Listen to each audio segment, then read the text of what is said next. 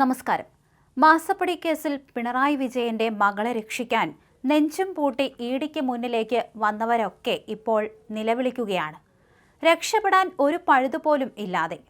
അതെ, ഇനി കിടന്ന് നിലവിളിച്ചിട്ട് ഒരു കാര്യവുമില്ല. ജയിലഴി എണ്ണി സമയം കളയാം. ആശാൻ ഉടനടി അറസ്റ്റിലാകും. കൂടെ ശിക്ഷർക്കും അത് തന്നെ നിയോഗം. ഇതിനിടയ്ക്കാണ് ഡിവൈഎഫ്ഐ പ്രവർത്തകരും ഇവരെ കൈവിട്ടിരിക്കുന്നത്. ഇഡി ഉദ്യോഗസ്ഥരെ ആക്രമിച്ചത് ശരിയായില്ലെന്ന് ഡിവൈഎഫ്ഐ സമ്മേളനത്തിൽ വലിയ രീതിയിൽ വിമർശനമുയർന്നു. സംഘടനയ്ക്ക് ചേരുന്ന രീതിയിലല്ല ഡിവൈഎഫ്ഐക്കാർ പ്രതിഷേധിച്ചത് എന്ന് തിരുവനന്തപുരം ജില്ലാ സമ്മേളന ചർച്ചയിലാണ് വിമർശനം ഉയർന്നത്. മാസപ്പടി കേസുമായി ബന്ധപ്പെട്ട് പിണറായി വിജയന്റെ വീട്ടിലെ റെയ്ഡു കഴിഞ്ഞു മടങ്ങിയ ഇഡി ഉദ്യോഗസ്ഥരെയാണ് പാർട്ടി പ്രവർത്തകർ കയ്യേറ്റം ചെയ്തത്. അതുകൊണ്ടാണ് ഇവരെയൊക്കെ ഇപ്പോൾ ജയിലിലാക്കിയത്. അതേസമയം നിരവധി തവണയാണ് ഇവർക്ക് ജാമ്യം നിഷേധിച്ചത്. ഉടനെങ്ങും പുറത്തിറങ്ങാൻ ഒരു സാധ്യതയുമില്ല. എന്തായാലും അതിന് പിന്നാലെയാണ് ഡിവൈഎഫ്ഐ ഇപ്പോൾ വലിയ രീതിയിൽ ഇവരെ വിമർശിച്ച് രംഗത്ത് വന്നത്. ഇതൊക്കെ തന്നെ തങ്ങൾ പിണറായി വിജയനെ കൈവിട്ടു എന്ന രീതിയിലേക്ക് കാര്യങ്ങൾ എത്തുന്നു എന്ന് വേണം അനുമാനിക്കാൻ. എന്തായാലും ഇനി മാസപ്പടി കേസിൽ വരാൻ പോകുന്നത് പിണറായി വിജയന്റെ നെഞ്ചിടിപ്പിന്റെ നിമിഷങ്ങളാണ്. കാരണം ഇഡി ഉദ്യോഗസ്ഥർ ഇനി വരുന്ന ദിവസങ്ങളിലും ഇത്തരത്തിൽ പിണറായി വിജയനെ ചോദ്യം ചെയ്യാനിരിക്കുകയാണ്. അച്ഛനെല്ലാം അറിയാമെന്ന് കഴിഞ്ഞ ദിവസമാണ് മകൾ വീണ വിജയൻ പറഞ്ഞത്. അതായത് തനിക്കൊന്നും അറിയില്ല, എല്ലാം അച്ഛനറിയാം. അതുകൊണ്ട് തന്നെ ഈ അച്ഛനിലേക്ക് ഇനി കാര്യങ്ങൾ എത്തുമ്പോൾ ഇവിടെ പിണറായി വിജയൻ കുടുങ്ങാനുള്ള സാധ്യതയുമുണ്ട്. അതുകൊണ്ട് തന്നെ ഇനി ഇഡി ഉദ്യോഗസ്ഥരെ ആക്രമിച്ച കേസിൽ പെട്ടെന്നൊന്നും ഇത്തരത്തിൽ ഈ സഖാക്കൾക്ക് ജാമ്യം കിട്ടാനും നിർവാഹമില്ല.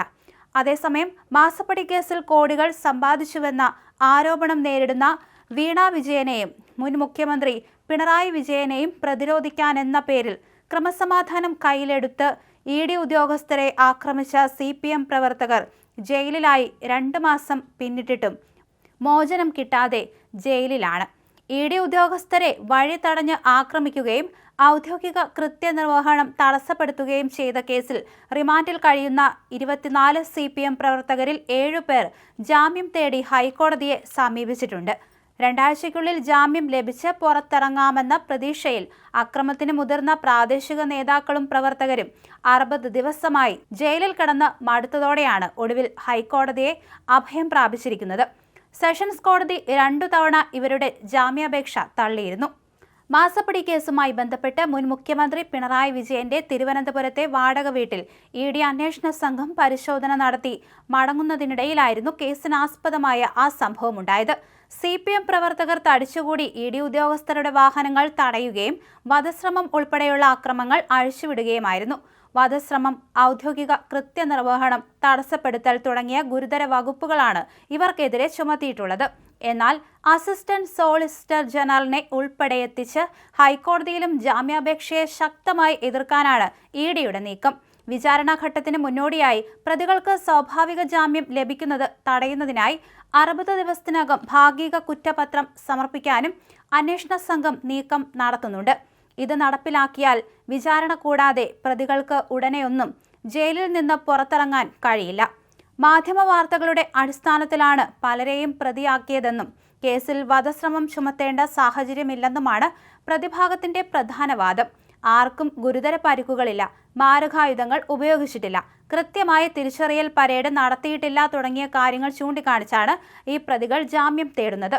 കേസിന്റെ തീവ്രത വർദ്ധിപ്പിക്കാൻ പോലീസ് ബോധപൂർവം വധശ്രമം ചുമത്തിയതാണെന്നും ഡ്രൈവർക്ക് നിസ്സാര പരിക്കുകൾ മാത്രമേ ഉള്ളൂവെന്നും ഹർജിയിൽ പറയുന്നു. അതേസമയം കേസിലെ പ്രധാന എതിർകക്ഷിയായ ഇഡിയെ ഒഴിവാക്കിക്കൊണ്ടാണ് പ്രതികൾ പലരും ഹൈക്കോടതിയിൽ ഹർജി നൽകിയിട്ടുള്ളത്.